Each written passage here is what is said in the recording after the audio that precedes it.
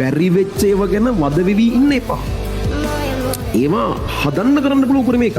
අනවශ්‍ය විදියට හිතන්න යන්න එපා. කරන්න බැරි වෙච්ච ඒවා හිතන්න යන්න එපා.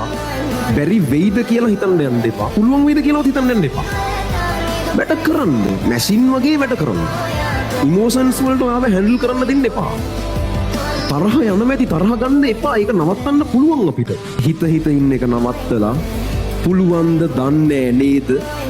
දන්නේ ඉතින් කරලා බලන්න. හරිද? ඒ කියන්නේ දන්නේ කියන්නේ එහෙම කරලා කරණෙවුන් ඉන්නවා.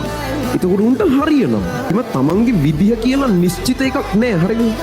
ඔයාට ඒක ඩිසයිඩ් කරන්න පුළුවන්. විශේෂයෙන්ම ඔය වයසේ මිනිස්සු කියන්නේ තමන්ගේ විදිහ වැඩිපුරම වෙනස් කරන්න පුළුවන් වයස. ඕගොල්ලොන්ටම තේරෙනවා ඇති ගිය අවුරුදු හිටපු එක්කන නෙවෙයි මේ ඉන්නේ. සමහර ඒ කාලේ අදහපු ගොන් අදහස් දැන් වෙනස් වෙලා තියෙනවා. ඒ කියන්නේ එහෙම පැහැදිලිව වෙනස් වෙන්න පුළුවන්ම කාලේ ඕගොල්ලෝ ඉන්නේ. වැඩිපුරම එක්ස්පීරියන්ස් එකතු වෙන කාලේ ඕගොල්ලෝ ඉන්නේ.